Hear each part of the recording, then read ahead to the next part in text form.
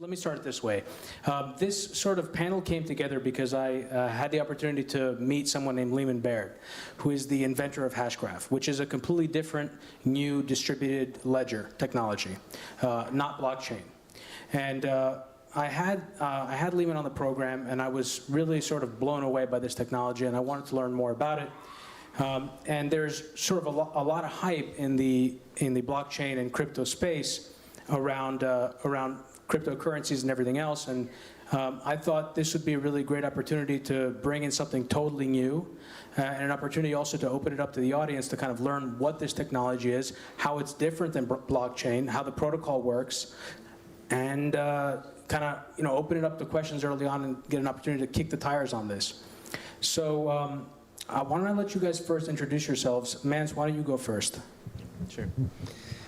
Hello, my name is Mance Harmon. I'm a co-founder with Lehman of Swirlds, which is the company that's commercializing the Hashgraph. Little background is I'm a computer scientist, couple degrees, most recently from UMass. Lehman and I actually started working together back, UMass? Lehman and I started working together back in 1993. We worked for the Air Force, senior scientist for machine intelligence, so our formal background is in machine learning. We also both taught computer science at the Air Force Academy. He's a full professor, or was a full professor there. I was head of cybersecurity. I was course director for cybersecurity. I managed a large software program for the Missile Defense Agency. I was told that I have to share this. So how many of you remember the movie War Games from the 1980s? Yeah. So I managed the team, 160 people that actually built the real thing. And that was a lot of fun. And of course, it's now being used. It's the sim that's used for figuring out how to play these ballistic missile defense war games, so you know what the strategy should be for protecting the U.S. and our allies against missiles, right? Very relevant conversation. Yeah, thank you. Lehman and I started a company in the space of identity. We sold that company to a Fortune 500. I was the course director, I was the senior exec for product security for the same Fortune 500. We started another company in the space of identity. We sold it to private equity. Then I went to work for an identity player as the head of labs. I played, all right? I went to work as the head of labs for this organization, and was also the senior exec on staff for architecture, and got involved in this space. We started looking at blockchain for identity. Lehman, for the past 5 years, was trying to solve the problem that ultimately he was able to solve, we now call Hashgraph. That was quite a journey. I guess the only other thing I should mention about Lehman is that he is a PhD from Carnegie Mellon in computer science. He has the notable distinction of setting the record for the history of the school and getting his PhD in the shortest amount of time, 2 years and 9 months for a PhD from CMU, which is quite a feat. And what we're going to talk about tonight is Lehman's baby. I wish he could have been here with us. We're not from New York City, we're from Texas. And so I've heard some people say, well, how can something like this come from Texas? It's a fair question. And as the evening goes on, you're going to hear my southern drawl get a little bit deeper and longer. My eyes are going to get a little bit longer as we go through this. We're Southerners and from Texas, and glad to be here talking about the Hashgraph with the crypto community in New York City.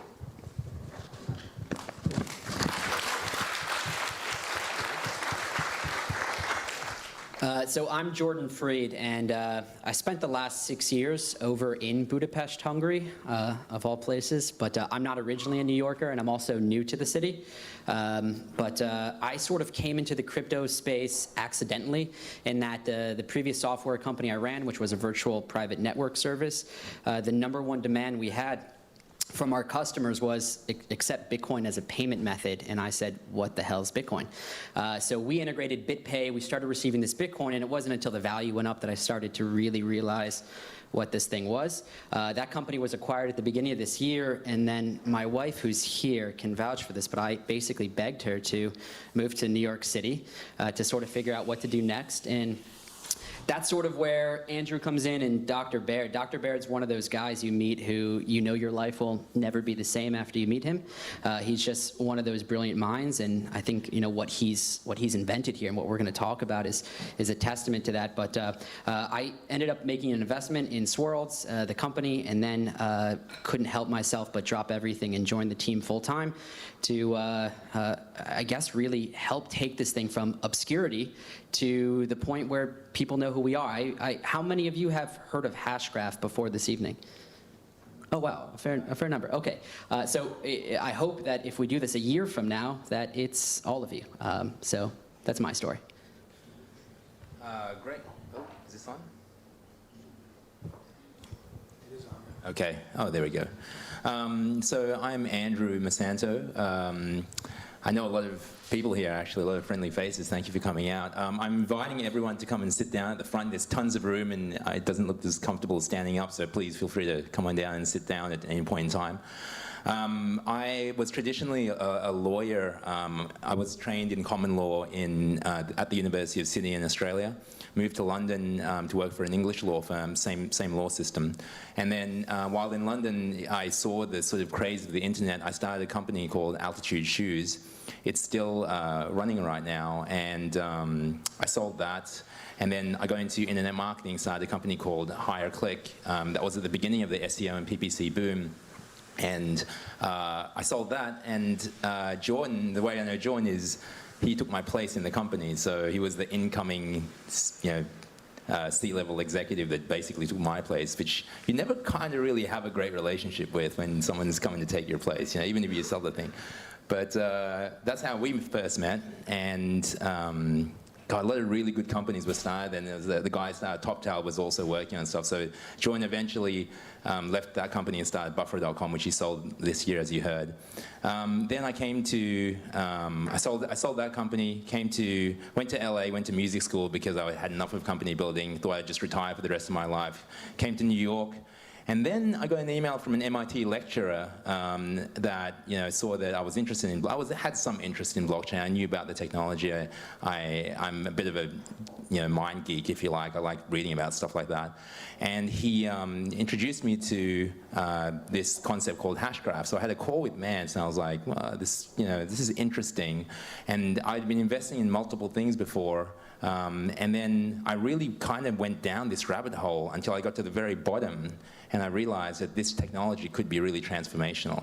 And at that point in time, similar to Jordan, similar to a lot of other people who have actually joined us, I was like, look, I really have to help this thing reach the light of day, because it is a technology that is ripe, that is meant to happen. Also, Lehman Baird, Dr. Baird or Lehman, is truly a spectacular individual. He's one of the most impressive people I've met, and a number of people who have met some extremely impressive people say that about him. Very humble guy, a consummate teacher, and he invented the Hashgraph after, from what I hear, going down many rabbit holes over 5 years and coming and realizing there were no rabbits in them.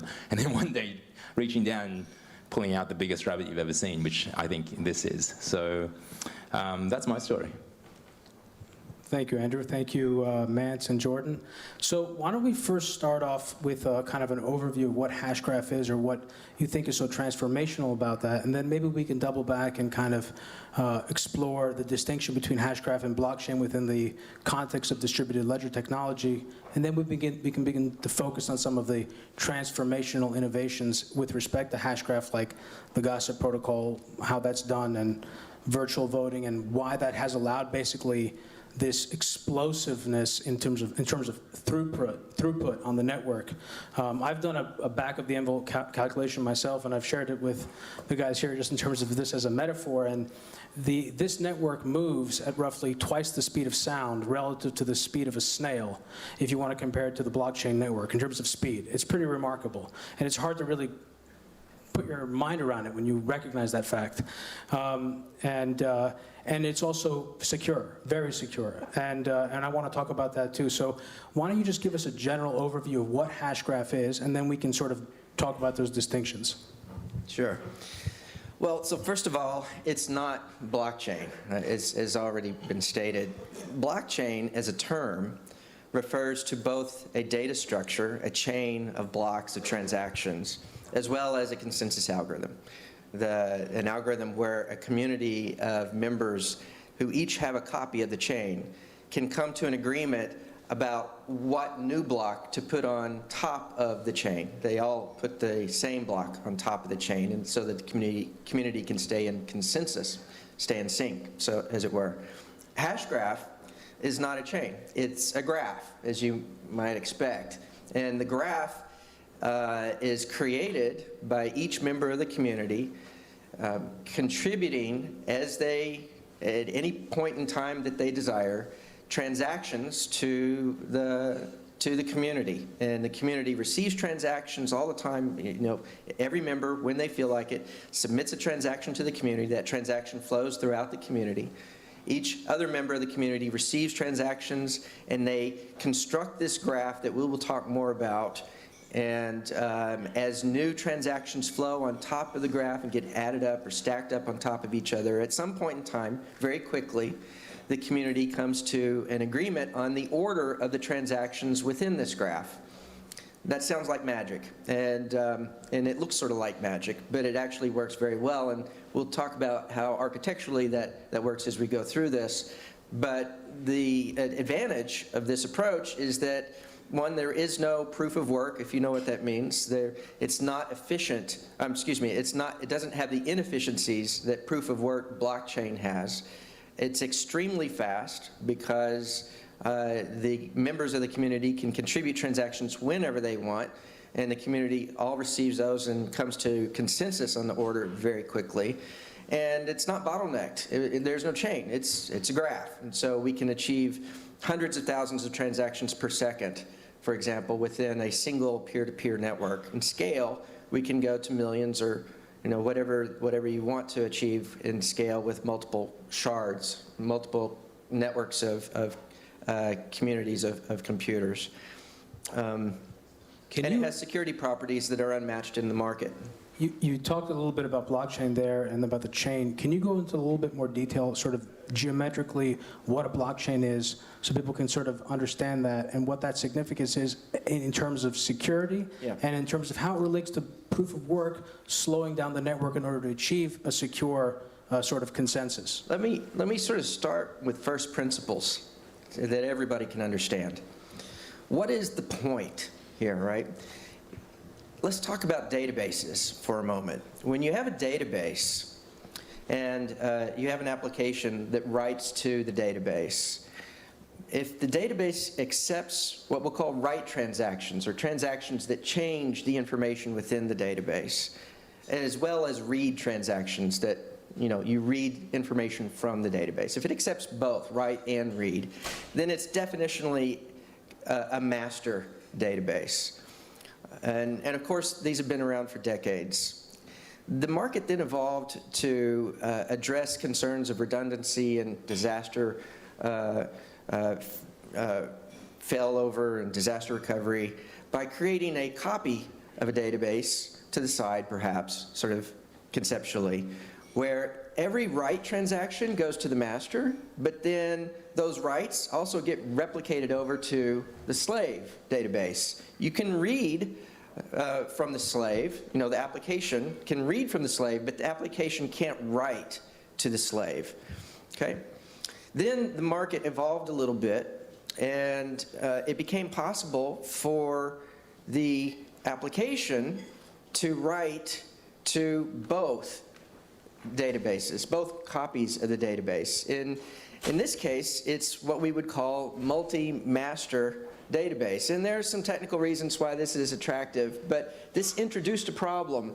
And the problem is that if I have multiple users, if I'm the only one using the database and I'm the only one that's writing to either this master, master A, or master B, there's no problem. In reality, I'm not going to be the only one. There are going to be a lot of users, and a lot of users are going to be writing to both. And occasionally, the users are going to write to the same location in each. One user will write to, say, location number 3 in the first, and a different user will write to location number 3 in the second. And these databases somehow have to resolve this. We have to come to an agreement on the order in which these write transactions occur so that the databases can stay in sync. And then once we come to agreement, the databases apply those transactions to both, right? Mance, just to clarify, what you're describing here is the need for distributed consensus. I am getting there. That's correct. I'm describing conceptually what is this whole thing in blockchain about, right? It's all, and you can see that if we add more masters and more users, the opportunity for these write conflicts just goes up significantly. And most of the problem and most of the time is spent in resolving these write conflicts. In other words, for the community to come to consensus and agreement on the order of these write transactions to each of the masters. And once they have come to consensus or agreement, then they apply those transactions to each master database in the same order so the databases stay in sync. The assumption has always been, up until 2008, that one legal entity, one party, has administrative control of all the databases. Amazon, for example, would have control of all of the master databases in this multi-master system that manages their store. Amazon would never think to give Google a master from the Amazon cluster of databases. That, isn't something that ever occurred to anybody. What blockchain is all about is doing exactly that. It's giving masters away to other legal entities that may actually be competitive with you. They may, certainly not the case that you're all going to necessarily have your interests aligned. And so if it's the case that we're sharing this database and each one of us has a local copy and we're all writing to our local copy of the database and we're having write conflicts, we all have to come to an agreement on the order of the transactions and apply them in the correct order. Well, with that new security requirement, you have to then begin to think about a few types of attacks that you wouldn't otherwise think about. One is that no single party in our community should be able to change the order of the transactions, the history of the order of the transactions. This is what we would normally call immutability of transaction order. The other one is that no single party in our community should be able to execute an attack that would stop the flow of transactions across the community. Right? You wouldn't want one party to be able to do a DDoS attack, a distributed denial of service attack that could actually bring down the network. And then finally, it should be impossible for any single party to have the influence over the order of the transactions prior to the community coming to an agreement on the order of those transactions. In other words, it shouldn't be possible to bribe somebody to change the order of the transactions in your favor. This is what we call fairness. Okay? These are the fundamental concerns that arise when you move from traditional database technology, all run by a single party, to this multi-party database model where we're all sharing the data layer and we are maybe even unknown to each other. How do we protect ourselves from malicious attackers or people that want to do evil things? That's what the whole blockchain space is all about. Now, I didn't answer the question about blockchain. We can move on if you I also want to mention one thing while you're speaking there, which is that the internet has been distributed communication for a long time. Correct. Of course, it has changed as it's scaled and there's intermediation and you have these large server systems. But what blockchain and distributed ledger technology attempts to do is to bring that level of disintermediation to the process of consensus, to the process of determining when and how a change has occurred in the network, where storage and how storage happens. So it's sort of like, anyway, I'll let you. No, that's exactly right. So, I mean, if you think about this model, what we can do is have a shared database, and we each are running the same application on our local computers. And if the network, the rate at which we can process transactions and how quickly we come to agreement on the order of those transactions, if all of that is fast enough and secure enough, then we can begin to think about the anti-cloud, right? What is the cloud? The whole cloud movement is about having central servers that are running applications, SaaS applications, that we use our computers to connect to, and those central applications are providing the storage and providing the security, and we all have to trust that third party that manages it on our behalf. What we're talking about here is, for the first time, being able for each of us to run the same application. A good example might be World of Warcraft or some game, right? We each download the distributed equivalent of World of Warcraft. We install it on our local computer. We fire it up. And we are playing in this game, 1,000 of us, and the transactions that are being written to the state of the game are flowing throughout the community, and the math, the magic of the math, makes it possible for the system to totally be secure in ways that allows us to not have to have a third party running a server to make sure that we're not cheating, right? We no longer have to trust a central server. Cryptocurrency, of course. So in the world of cryptocurrency, we no longer have to trust a central bank. Okay, it's one sentence. We no longer have to trust a central bank to keep the ledger. The ledger is the database that we each have a copy of, and the magic of the math ensures that no single party can change the contents of that ledger, right? The community has to agree on the contents of that ledger. In other words, the community agrees on the order of the transactions that we apply to the ledger so that we all have a ledger that stays in sync. Let me take a temperature read from the audience here. Do we need to go into blockchain itself a little bit and sort of get into more detail on that? No. All right. Okay, great. So we want to go right into Hashgraph. Okay. Okay. So, all right. So in that case, let's talk about the evolution. Let's get a little bit into sort of what makes Hashgraph unique. Now, we mentioned before blockchain, which has it's a chain-based system. There's proof of work, and there are other ways to sort of drive the consensus, but it's geometrically a very different system. Now, Hashgraph has two primary innovations, right, Manson? I don't know how you guys want to, if you guys want to jump in here or.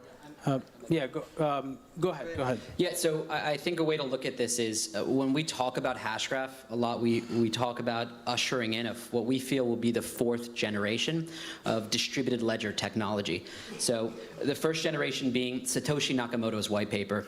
I suspect that most of you are familiar with Bitcoin and what that introduced to the world, but that was distributed trust, this whole notion that we don't know each other, we're on opposite sides of the globe, but we can trust each other in, frankly, a trustless environment. And that was really revolutionary. Generation 2 was, what is this thing? It's a ledger. What else can we put on the ledger? Is it a title deed to property? Is that a stock certificate? And, or is that a cryptocurrency? Is that value? And generation 3 became these smart contracts. How do we transact fairly with each other in this distributed architecture? How do I send you my cryptocurrency and you give me the title deed to your property? And we both know that that's going to happen. Yeah, Ethereum. And then generation 4 is markets and fairness. With all of this value coming on chain, we've got to now figure out a way to transact with each other fairly. So when we first introduce Hashgraph, or at least when I do, I like to introduce that property of fairness in that we're talking about a whole new genre, a whole new world of applications that will be made possible because of this technical breakthrough. And it really is immense. Define fairness for our audience in technical terms, what you mean by fairness. So when I talk about fairness, I mean specifically, I'll go a little high level with this, but I mean specifically that we don't trust each other necessarily, and we need to know who came first in, let's say, a game. If you shot me before I shot you, that's got to register, and we all have to agree, we have to come to consensus that that is the state of reality. And traditional architectures, in a gaming architecture today, you have a central server, and the winner of that would be the one that has the lower ping to that central server.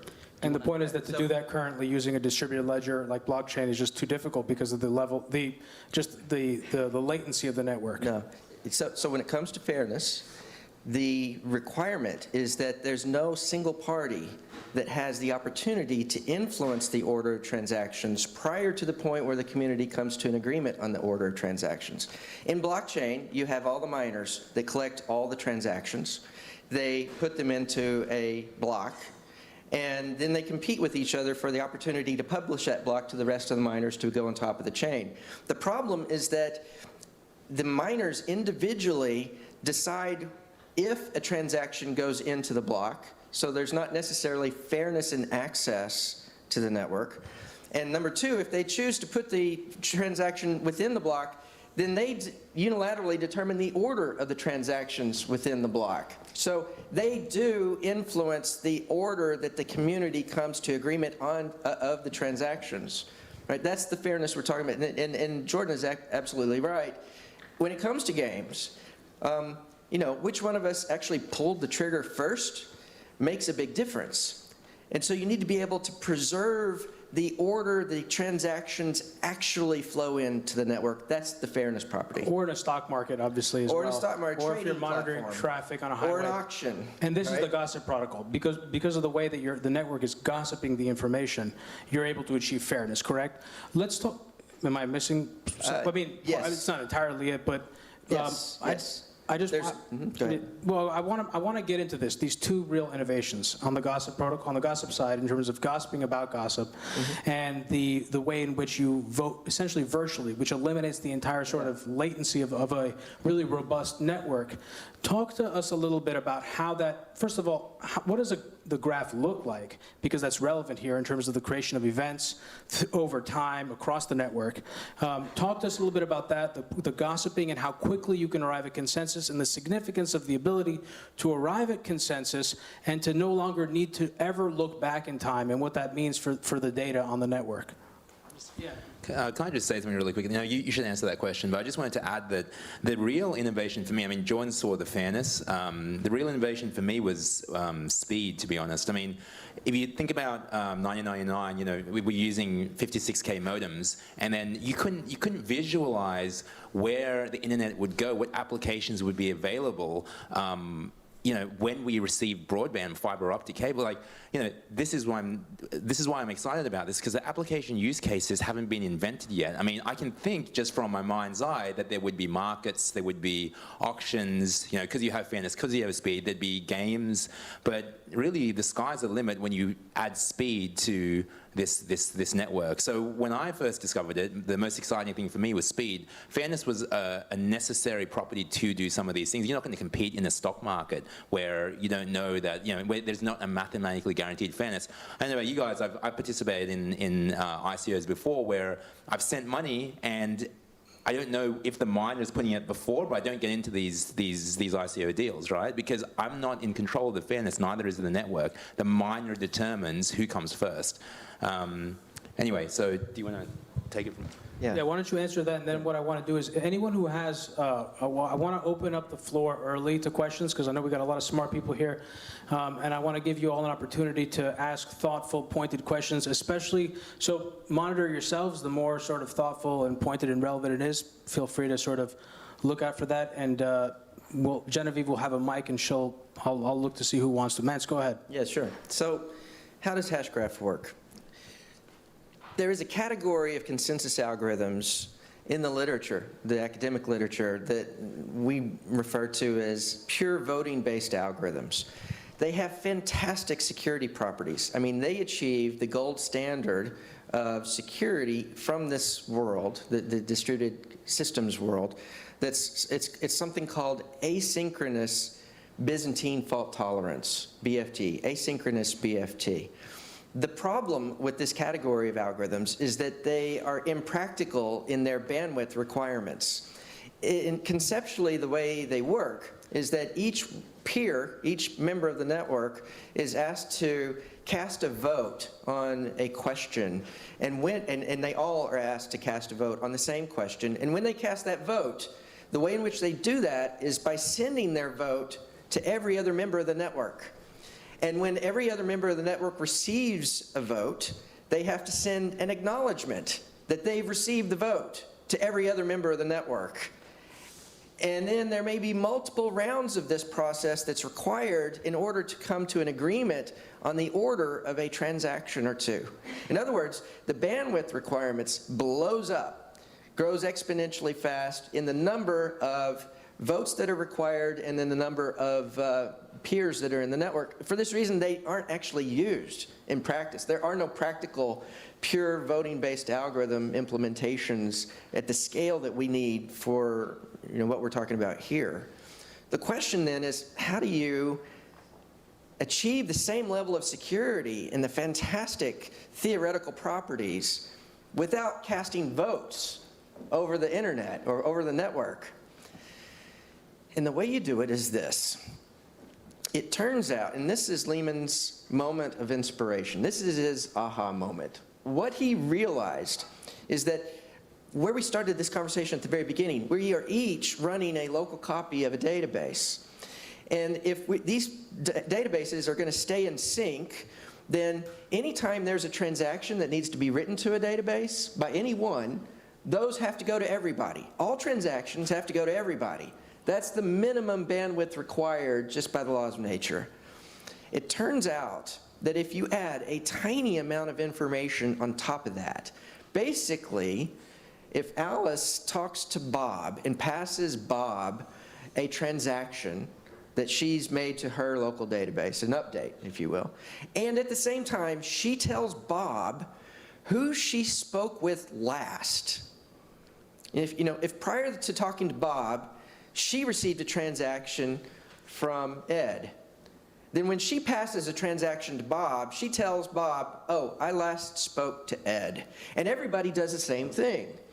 It turns out you can take this information about who has spoken to whom, and you can chain it together in such a way that you have a picture of all of the communication that has taken place across the network. This communication that we're talking about is called gossip. And the picture is a picture of the gossip that has taken place across the entire network, and everybody has the same picture. We all get the same information, we all build up the same graph. This graph, by the way, is the hash graph. The hash graph represents the comm that's taken place across the network. And when we're passing the information about who we spoke with last, in other words, I'm gossiping to you about who I've gossiped with in the past. It's gossip about gossip. That's the hash graph. We take the hash graph and we use it as an input to one of these pure voting-based algorithms. We take the algorithm, we run it in our head, we use the hash graph as an input, and we're able to calculate for a given point in time what each member of the community would have voted if they were to have cast their vote over the network. But they don't have to. And because we're using the same hash graph and the same pure voting-based algorithm, we all come up with the same answer. In other words, we have consensus almost for free. So, Mance, let me see if I can sort of wrap that up and see if I've got it right. What you're saying is that the entire network is sharing information. Each time it shares information, it's syncing up, basically. I come to you, I say, Mance, this is all the stuff I know, and you're like, this is all the stuff I know, and we fill each other in on the small things we don't know. Those are the transactions. That's correct. And the transactions, along with the metadata of who I've talked to and when. Right, the hashes. Yes. And the timestamp. And those are represented as events in memory, in the hash graph. That's correct. And that combined with the data that's stored locally in memory, there comes a point, and it takes between 0 and 3 seconds, if I understand correctly, where you have the hash graph to consult, essentially, and the data locally, where each node on the network can run locally a local voting algorithm and basically virtually vote and eliminate the entire bandwidth constraint and come to consensus asynchronous Byzantine fault tolerant. That's exactly what I'm saying. And the important point here is that, so the little bit of information that I said we add on top of the transactions, technically what that is 2 hashes. So if that's meaningful to you, it's a tiny amount of information, and the hashes can actually be compressed. In other words, we achieve the bandwidth limit. I don't know how you do better than what we do in terms of bandwidth requirement. And because we're using a pure voting-based algorithm, we achieve the gold standard in security uniquely in the market. There is no other algorithm in the market that is practical that achieves asynchronous Byzantine fault tolerance, and we're fair. We're the only algorithm in the market that has a formal definition of fairness that is proven in the sense of math proof. Formally proven to the algorithm is formally proven to have this fairness property that I've described. I personally believe that Lehman has solved the problem of distributed consensus. And 100 years from now, there may be dozens of variants on the hash graph, but they will be on the hash graph because you cannot do better than asynchronous BFT, and you can't do better than the bandwidth limit of transactions with 2 hashes. It's there. Oh, it's there? Oh, there we go. Yeah, right. So in really basic layman's terms, the way I understand it, I'm not even the tech guy, but this is, in my mind's eye, I've checked this with Lehman as well. If I gave all of you a piece of paper, all right, and it was cryptographically secure piece of paper, on this piece of paper, all right, there's a line, there's multiple lines because it's a whole graph, right? But there's a line from me to Dimitri to you, you to you, you to you. This is a singular line, right, which is cryptographically secure. So I can see the transactions he gave to him, he gave to him, he gave to him, and he gave to him, he gave to me, all right? Digitally signed, cryptographically secure. So we all have this same sheet of paper right now. We're all looking at this. Now, I need to know what you, and you would have voted for. This is the voting algorithm with regards to the transactions that the guy at the very end had, right? I didn't even have to talk to you guys because I know how you would have voted, how you would have voted, and how you would have voted, and how I'm going to vote, because you can't mess with the piece of paper, right? It's cryptographically secure. It's a hash graph. It's exactly what it is. And therefore, I know what consensus would have been if I had spoken to you. So you get consensus without even having to speak to anyone, which is why the bandwidth requirements are so low. I'm curious if that really wows anyone, because when I did when I had Lehman on my program and I spent a couple days looking at the white paper and doing the best I could, really, I'm not an engineer, I was sort of just kind of dumbstruck. I couldn't understand it. And if you listen to the interview, there comes a point towards the end where that really becomes obvious, where I have that moment where I'm like, holy shit, like, looking for the magic trick, and I wasn't finding it. It was, So I'm just, if you're having that reaction, what I want you to do is essentially, if you think that you're having that reaction and you have a coherent question to ask, please do. Yes. Hi, so that's very interesting and very new for me. I just wanted to ask with Hashgraph, what exactly is it that prevents the system from getting overwhelmed by bad actors? Because I always understood with Bitcoin security that the fact is that the system is so big, there's no bad actor powerful enough to overwhelm that system.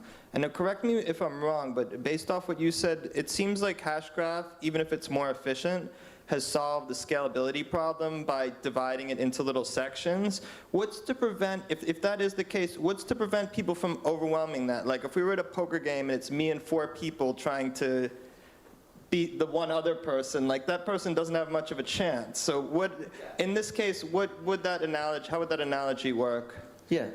So there is a theorem, a math theorem, that says that it's not possible to do better than 1/3 of the actors in your population being evil. If they collude, if all the evil actors collude, then up to 1/3 of them can be evil, and you can still come to consensus. And that's not just true for Hashgraph, that's true in general. And so, yes, if you're playing poker and there are 5 of you and 4 of you are evil, then you're going to win. Right, that's going to happen.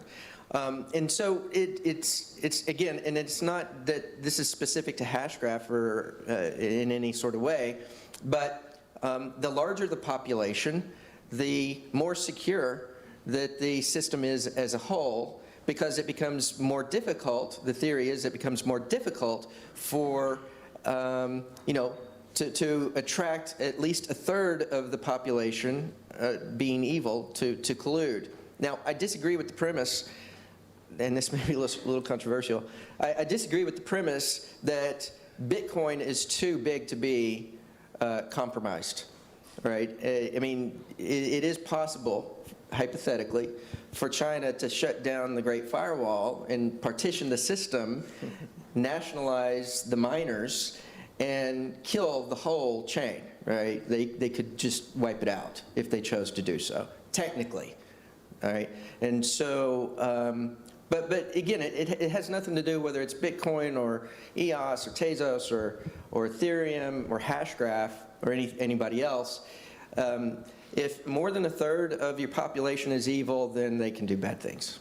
But also, the proof, oh, sorry, please ask what you wanted to say. I was going to say, so basically your challenge is to just keep those kind of people from getting onto the network. Like I saw a product called Blockstack, where you have to pay a small amount of Bitcoin to join. And I thought even if it's not as open, it allows people to build decentralized applications on the blockchain. And it definitely can keep out bad actors by having to pay this like $30 charge or whatever to register an account on it. Can I just say something for anyone else listening, and then you can answer, Mance?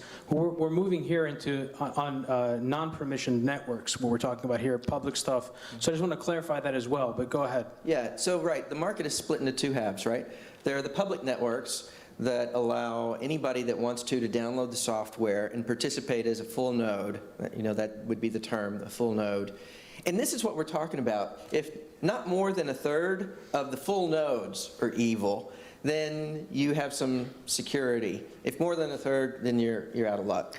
And that's independent of whether it's public or private. The question you're raising, you know, on the private side, when I spoke previously, for example, about World of Warcraft, it may be that you and a dozen of your friends download the software and you stand up a network, and you're on the network, all of you are on your network, and you have the security that we're describing, and you're not paying for it. I mean, you are there, you're using your resources on your computer because you want the privilege of being able to participate in the game, right? And so in a permission network, there are other motivations for wanting to participate as a full node, and in each case, there will be some governing system that decides who can participate in that network or not. And in the public networks, it's just the opposite. It's open. Anybody that can participate that wants to. So this brings us to a good sort of junction in the conversation, which is that you guys have had a lot of success on the permission side, on the enterprise side, and I do want you to mention a little bit of what you can about that, because it's kind of impressive, and I think it's important to note. And then I don't know what you can tell us about a public ledger, if you have plans for that, what you can or can't say, because obviously that's sort of either implied in the thoughts of many people that are either going to be watching this video or here, or they're consciously thinking about it, like this gentleman. Sure. So the company is about 2 years old, and we raised our first money in Q4 of 2015, went to work building the product. Ping Identity, a major identity player in the market, was the first money into the company. It was my organization that built the identity application within Ping on top of the first version of this technology. And that identity application has been proposed to the appropriate standards body to solve a technical problem in the world of identity. The OpenID Foundation is the standards body that I'm referring to. In November of last year, I moved over from Ping to Swirlds full-time and realized we needed market validation. Brand new technology, brand new algorithm. Nobody had heard of us. And we were making some really strong claims. I remember over and over and over, going in and saying to people what I've just said to you. And they said, no way, it's too good to be true, something's wrong. And so we had to have market validation. The credit union industry saw what was happening in the banking industry and decided they wanted to do the same thing. The industry wanted a platform for the 6,000 credit unions in North America that represent 105 million members to use. And I decided I wanted to compete for the business. And so I approached the industry and told them what we had. They said the same thing. No way, it's too good to be true, but we'll let you compete. And we competed. It was me and Lehman, a couple guys, competing with IBM and Hyperledger for the business, for the whole credit union industry. And we got to the first round of POCs, and in February of this year, we won. And then in May of this year, the industry decided to stand up a new organization. It's called CU Ledger, Credit Union Ledger. It's a new legal entity, a credit union service organization that is now capitalized and is about to announce its first CEO. You can think of it, if you're from the industry, it's the equivalent of R3 for the credit union industry as opposed to the banks. And that technology is being rolled out in the new year, and it's all built on the Hashgraph. And we won. We were able to win against Goliath based on the strength of the technology. Certainly not based on the size of the company or anything of that matter. We were able to demonstrate real value in the algorithm and the platform that we had built, and it solved fundamental problems that they were not able to solve with the existing platforms in the market today. And so we won that business, and since then the pipeline has just swelled on the permission side. We're working with the largest banks, the largest payment processing organizations in the world, and we're addressing real permissioned use cases. Yeah.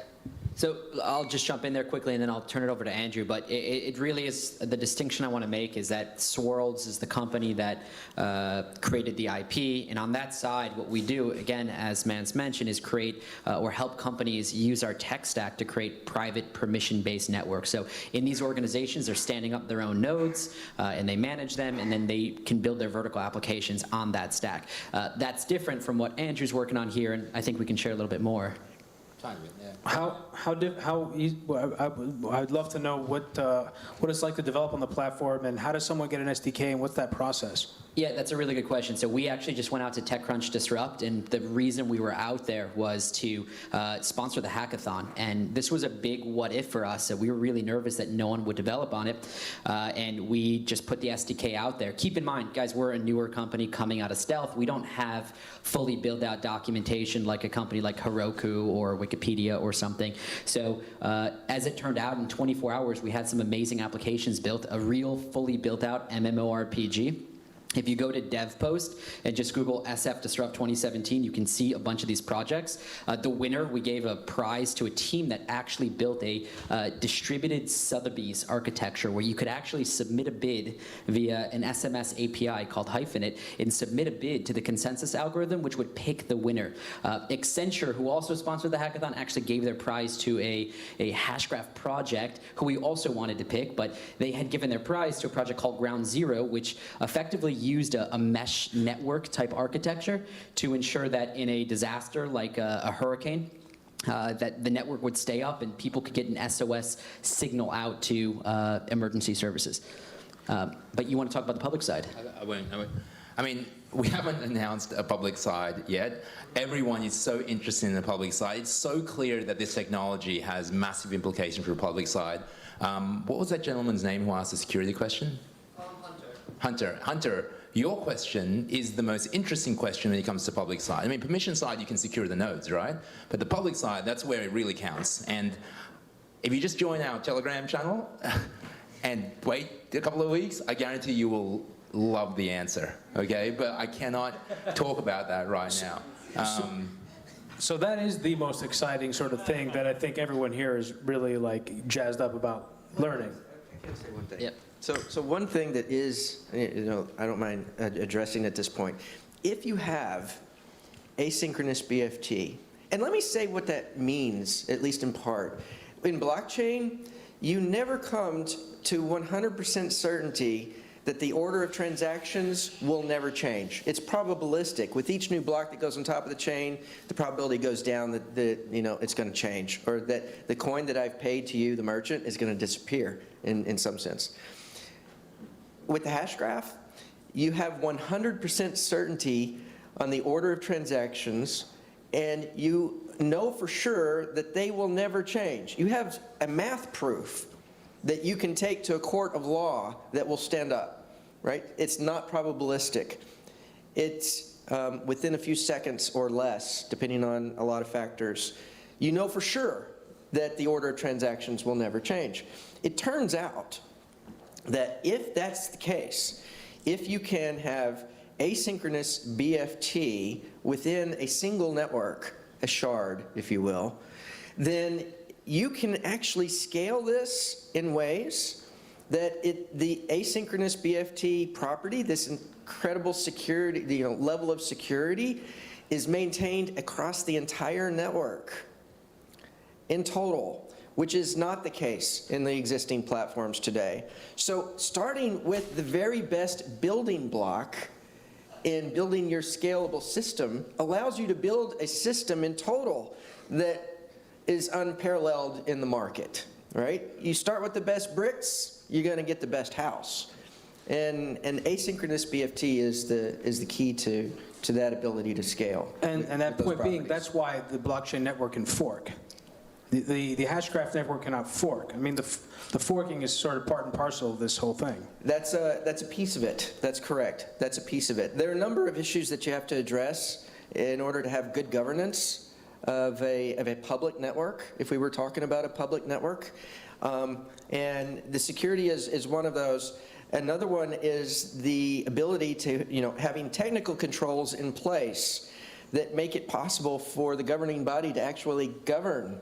If it's the case that the governing body can't ensure or compel the users of the technology to adopt the changes in any meaningful way, then it doesn't matter what form of governance you have. I mean, in Bitcoin, we have bicameral governance with the core developers and the miners. In Ethereum, we have a benevolent dictator in Vitalik.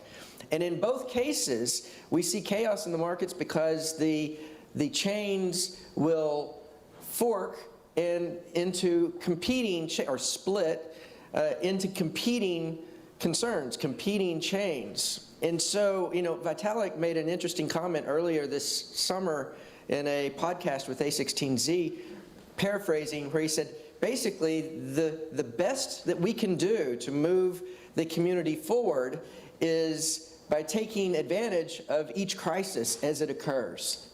That's what we have today in terms of governance. There are solutions to that problem, and we will talk about those in the coming weeks.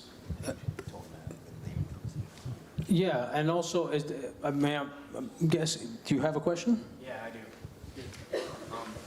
So in Hashgraph, is every node a full node?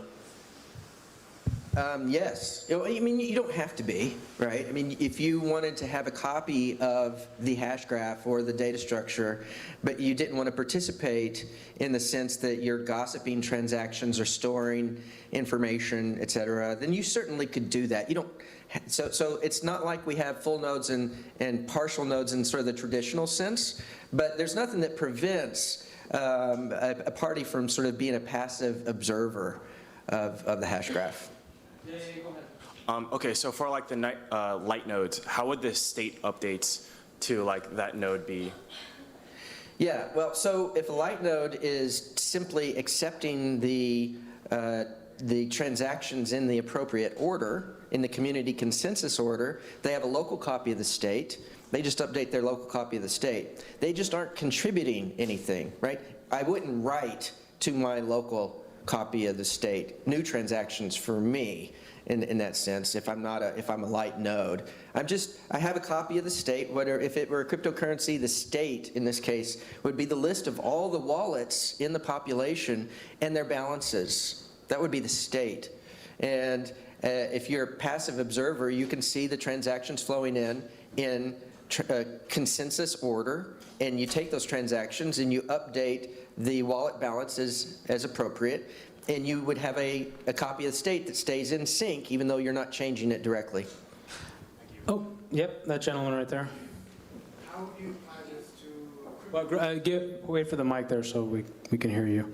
So with Bitcoin, when you verify a transaction, it emits Bitcoins onto the network. So how would you apply this? How would you apply cryptocurrency to this? So you have this underlying structure that verifies transactions, but then what would emit new currency onto the network?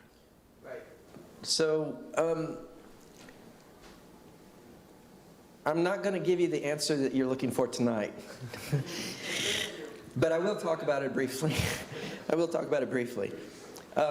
From our perspective, I mean, what Swirlds sells is a consensus server. So in the same way that every company in the world today uses a web server, an HTTP server to serve up web applications, I expect that every company will, in the future, also use a consensus server to serve up distributed applications. A cryptocurrency is just an application. And so what we have is the ability for developers to create arbitrarily complex distributed applications using Java. There's no special scripting language like Solidity or anything else. You just use the full power of Java to build your application, and the platform handles all the communications and handles all the consensus. You have business logic. You have a database that stores the state of your system, whatever that is. In a game, it's the state of the world. In a cryptocurrency, it's the list of wallets and balances. And your business logic creates transactions, passes them to the platform. The platform gossips those transactions out to the entire community. The community comes to agreement on the order of transactions, and the platform then hands the transactions in consensus order back to your application, and you update your state. That's it. So cryptocurrency would be built on top of the platform in sort of the obvious way. And I don't mean to minimize it, but it's really not that complicated. It's not, I mean, Bitcoin codebase, Bitcoin blockchain codebase, everything's sort of smushed together, right? And in this case, we've got a nice layered architecture that separates the consensus and the communications out from the distributed application in total. The real question, though, that I think you might be getting to is how do you ensure, I mean, in a public network, how do you prevent something called Sybil attacks? Is that better? Thank you, thank you, thank you.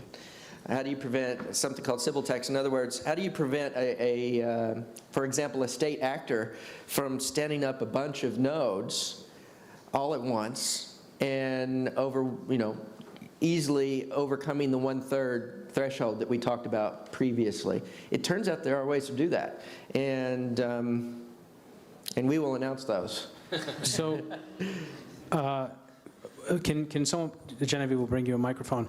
One of the things that I would like to do is, because at some point I do assume you will be able to address these publicly, these concerns, and one of the things I would like to do is bring Lehman here to New York and put on an event where Lehman himself will appear and give you an opportunity to quiz him.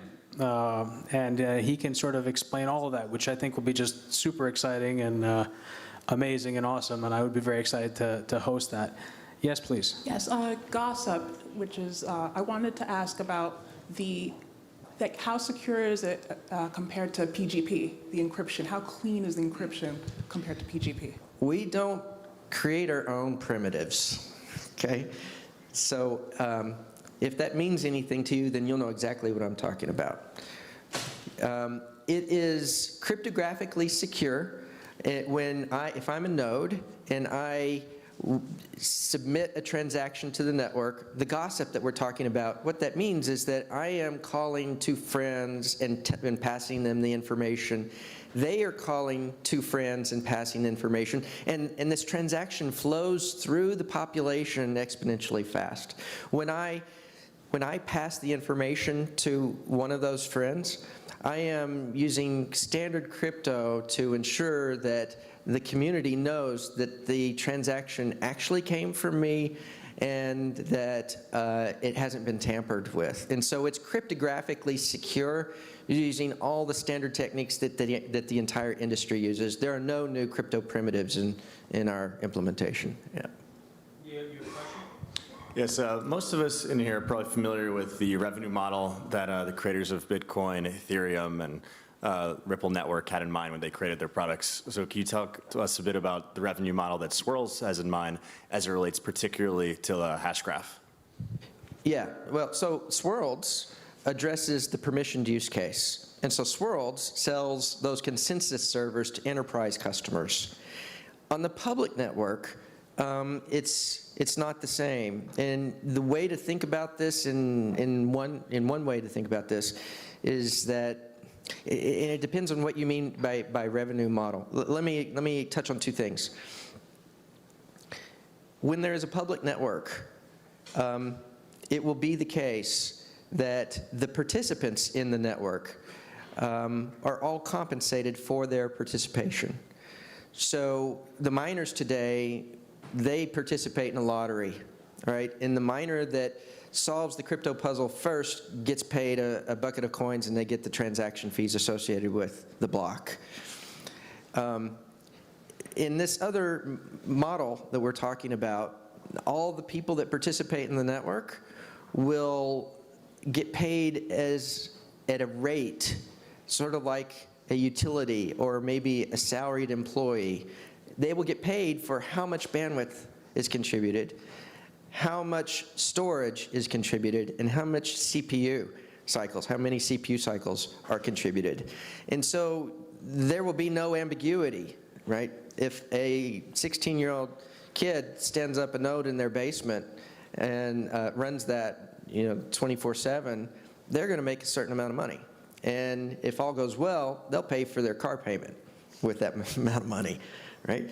And so, but that's an entirely separate concern, legal concern, different company from Swirls. And so Swirls is not going to make, Swirls is not going to make that much money from this public network, is the point. I want to emphasize that there won't be, this is going to be, the intention of the creator, I wouldn't have gotten involved in this if we weren't going to create a public utility which was basically free for everyone to use, This is the thing that I think will change the world, to be honest. That's what interests me the most. There is a revenue model because you need nodes to verify transactions.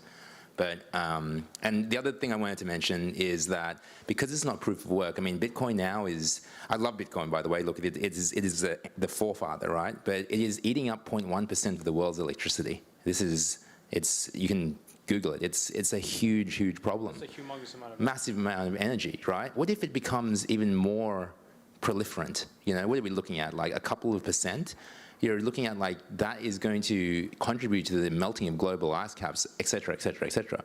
So this is why, one of the things that I'm passionate about is, to be honest, when people discover this technology or decentralized distributed ledger technology, they get passionate about specific things. That is one of my passions. Now I was talking to Mike Maloney today, and the other passion is, Bitcoin, to Mike's point, is not a currency because I go on a tangent here just a little bit, but Bitcoin is not a currency because it's too slow, right? It's a store of assets, a store of value. But when you have something that's fast enough, then you can become a currency. At that point in time, then you can really help fix problems of hyperinflation or mismanaged monetary policy, et cetera, et cetera. This is what I believe. I mean, there is that application. That's the one I'm the most passionate about. I know my friend Sean is passionate about this, the identity side, and there are all sorts of other applications. But yeah, to your point there, that is revenue model. Swirls will charge customers, but on the public side, it will be to be announced, but there won't be licensing fees on the public side.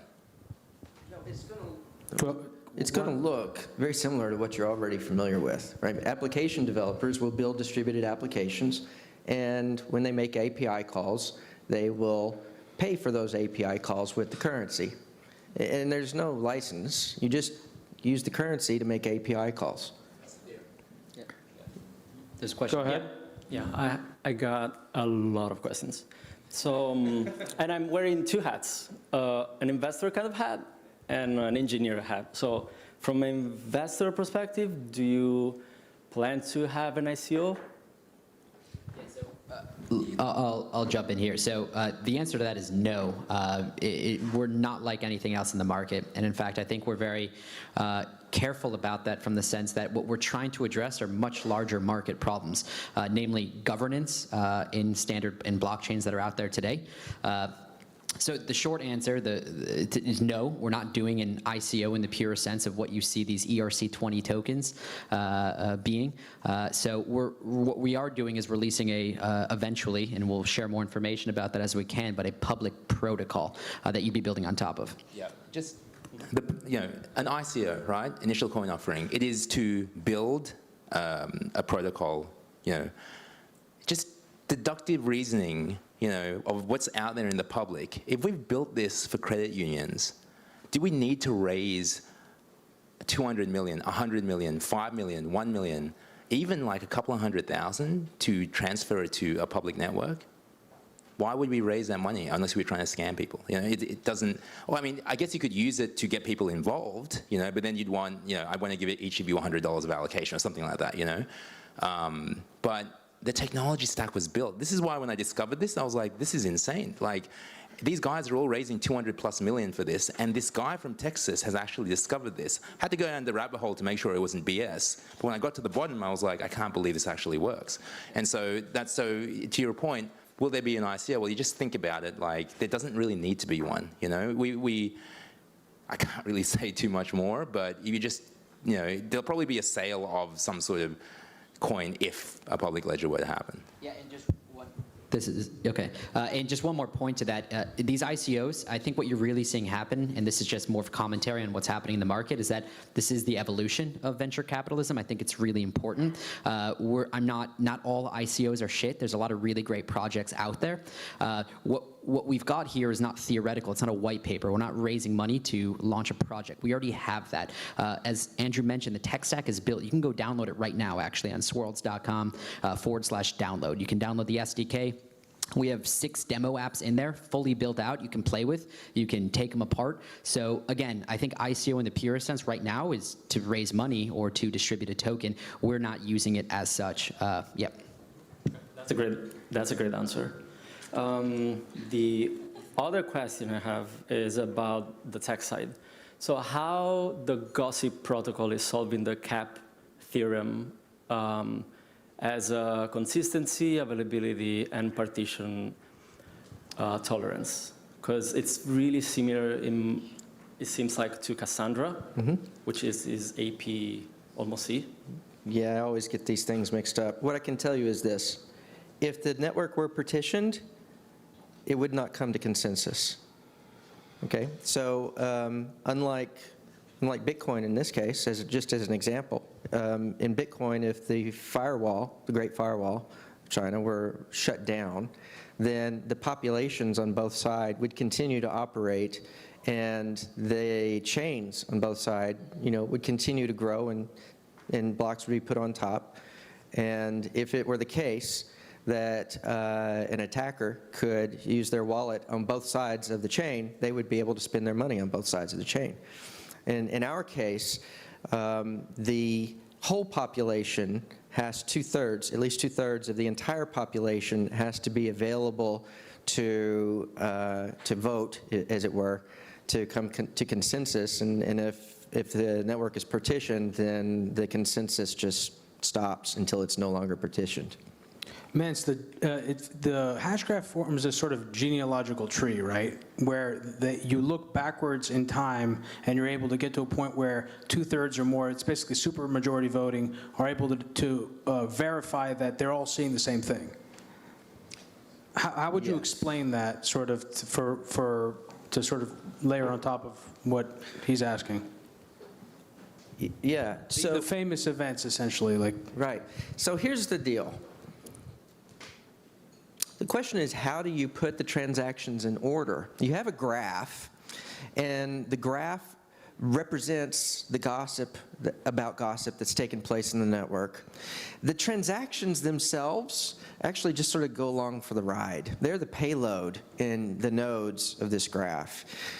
And if you have a graph, you know, it's hard to, it'd be great if we had a whiteboard, visualize sort of a graph. You have two nodes that look like they're at about the same vertical location in this graph, and the community needs to agree which one came first. What we do is apply, or find, I should say, find a community timestamp associated with each node. And the way in which we do that is when I have a transaction and I gossip it into the network, when you receive it, you timestamp it. The received timestamp of that transaction. And the entire network, all the population of the network, they receive my transaction, and everyone in the network timestamps it. We then find the median timestamp, not the mean, not the average, but the median timestamp. And because we all are doing the same thing, we all come to the same conclusion about what that median timestamp is on the transaction. If every transaction has a consensus timestamp, we call this, by the way, the consensus timestamp. You know, the problem here is if I lie about the timestamp when I timestamp my transaction and then pass it into the network, you can't trust me. You can't trust me to be telling the truth. But we can trust that the community, assuming not more than a third of the community is evil, is telling the truth about the time at which they received the transaction. And so we find the median of the received timestamps, and that becomes the community timestamp on the transaction. Every transaction has a community timestamp. Once you have that, you just line up all the transaction in timestamp order. And that's the order, that's the consensus order of the transactions. What you were referring to is this thing called famous witnesses, and I won't go into the details of exactly how that works, but I will say this. What we have to agree on is what the population is, the population that's active at a point in time, in order to find the median timestamp. If I think that, you know, a certain portion of the population is active, and then I find the median across that active portion of the population, and you have a different view of what portion of the population is active, and you find the median for a given time, a given event, we're not going to have the same median potentially.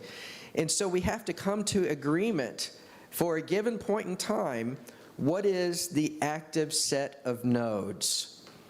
And once we've done that, then we are all going to come up with the same answer of what the consensus timestamp is on the event. What if a node on the network gets knocked offline and then comes back online, let's say a few days later? How do you manage fairness in that scenario? How does that work on the Hashgraph? So we talked about states, right? And the state of a cryptocurrency is the list of wallets in the non-zero balances, you know, the wallets and how much each wallet contains. It turns out that it's not that difficult for the community to come to an agreement on the state, a consensus on the state of the state object at a given point in time.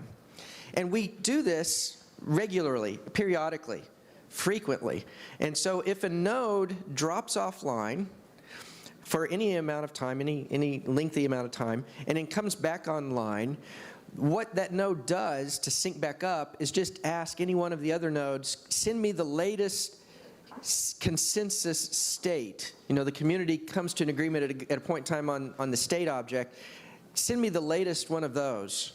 And once you have the latest consensus state, then you just take the events in the Hashgraph that have occurred since that community consensus state was signed by the community, and you update your local state object with the latest set of transactions. But what this means, if you have a consensus state like this, is you can throw away the part of the Hashgraph that's already represented in the state object. In other words, it's not like blockchain where you have to record everything, the entire chain from the genesis block on.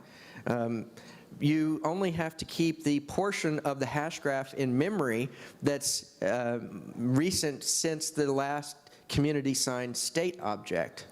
You can have someone with anterograde amnesia, essentially, walking around doing just fine. You can have Memento, the character from Memento. Essentially, you're talking about short-term memory. You're a fish, and you're able to dump that data all the time. You don't need to know everything that happened years ago because of the nature of the consensus. Because it isn't that you probabilistically get closer to consensus.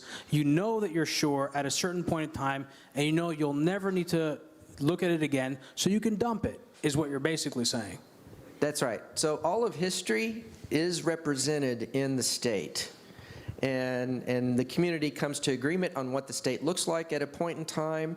After they've done that, you can get rid of all the transactions that were reflected in that state, because the state implicitly already reflects all of that history. This is a good opportunity, and we're going to go to you in a second, a good opportunity to plug Hidden Forces, because you should, if this is interesting in any way to you, and I think it is probably to everybody here if you're still here, you should listen to my interview with Lehman Baird, because we go into this in more detail in certain areas. And I've also published a transcript of that conversation, a consolidated transcript actually from numerous conversations that I've had with him on my website at hiddenforcespod.com, and you'll be able to see also links to Swirlds and Hashgraph and sort of what they're doing. But can we get that gentleman a microphone right there in the blue jacket? Thank you.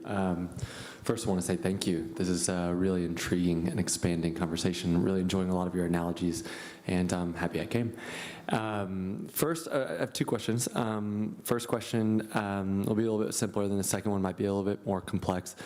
Could you give us, and I think that probably some people are computer scientists in here, but a lot aren't. Could you paint a little bit of a vision of 10 years from now? Let's say all your dreams come true and Hashgraph becomes the leading technology for distributed ledgering.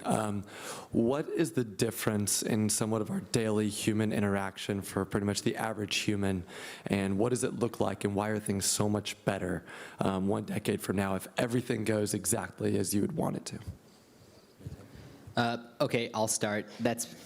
I'll do my best there. If you were to ask Lehman this, I want to try to do him justice. He'd tell you that 100 years from now, Hashgraph or some version of it would serve as the trust layer that sits over TCP/IP. The trust layer on top of which you've got a world of distributed applications that can do any number of different things, and most likely, things that we haven't even thought up. We've thought of a really great number of killer apps that would probably be built. I think by this time, I'm going to make the claim that you'll have multi-billion-dollar companies built on our tech stack because of what we enable, because of the property of fairness. That's just not possible in existing DLT technology. So I'm really excited for what that looks like. I think as a company, and what we will serve and what we'll introduce will be an answer to a lot of the volatility and lack of trust among the mainstream with current public chains. I want to be really careful here, because I don't want to sound like we don't like the Bitcoin Core or we don't like Vitalik and Joe Lubin. We love those guys. I think at the end of the day, we're all trying to push this new future of distributed web, this new decentralized infrastructure. And on that note, I'd say that we think that many chains will exist and probably interoperability between both, including ours. But I think the dominant technology will win, and I think that'll be Hashgraph. Hello. Yeah. I'm actually friends with Joe Lubin, and everything. I don't want to even claim that we're going to be the dominant technology. I don't think you have to, right? If we perform the function that I want us to perform, i.e. with throughput and fairness primarily, and security as a given, then what I see is, like I said, my passion is to obviously enable a whole bunch of use cases. The ones I can foresee now are like, distributed MMOs, auctions and markets, but going beyond that, to create a currency which can be used as a currency as opposed to an asset class that enables third world countries or countries that have poorly managed monetary policy to rely on a standard of exchange that isn't manipulated by the government. Right? I come from Indonesia, so I have experienced that firsthand through my family, and that is something I'm very passionate about. And in terms of how the rest of the world works, you should talk to the other members of the team, or even we have a community on Telegram. I keep mentioning that, but who they all have different. They talk about things like what does Colin talk about all the time? Organic farming or something. Everything from like identity to organic farming to supply chain to all the stuff that blockchain has. But you add throughput and fairness, and it just opens up a whole new world of other stuff. So I'm going to go a little bit deep. Okay. I think that this technology is required. When I say this technology, I mean distributed consensus as a category, is required for the Internet of Things to reach its potential. And what that looks like 10 years from now is that things are able to discover the services provided by other things and engage them in a market and negotiate the terms of the deal and exchange the value across the things. And identity is a core piece of this. And what's interesting is that when we talk about the world of identity, it's normally the case that we know the identifier and we look up the attributes associated with an identity. I have an email address, and if I want to log into a website or something, I'm passing my email address to the SaaS provider. They are then looking up a record associated with me based on that identifier, the email address, and there's a list of attributes there that describe me. When it comes to things, we don't start with the identifier. I mean, we do today because IoT has not grown up. But that's not the interesting use case. The interesting use case is when we are wanting to consume services provided by things. I'm driving my Tesla in San Francisco, and I need to find a charging station. Well, I don't know the name of the charging station. I need to look into a things services directory for charging stations that I can use, and that services directory looks in its directory of things and finds things that provide the service I care about, and I use a general query to query on geography and requirements, et cetera. In other words, something looks like SQL. And it returns then a list of thing identifiers, all right? Charging station names. And I then choose a charging station name, and I'm able to look up more attributes based on that. That does not exist today. And in order for IoT to scale, I want to be able to say which vendors in the market can bid on my business when my light bulbs burn out. Well, if it's Amazon and Walmart, for example, they need to be able to query what light bulbs have burned out in Texas, in some geography in Dallas. They don't know the name of my light bulb. But they do want to query, this particular set of attributes, and I should be able then to return that information, and I should be able to have it set up so that when they see it, there's a marketplace activity that takes place, and I get the best price, and they automatically ship me the light bulbs. All of that needs a distributed services directory that enables markets, which requires fairness, it requires throughput, it requires everything that we've talked about here tonight, and it's not possible to do it with Bitcoin and Ethereum as designed today. Okay? So I think we're going to have to wrap this up. I want to say one thing, sort of my perspective on all this, and you guys have been touching on it in different ways.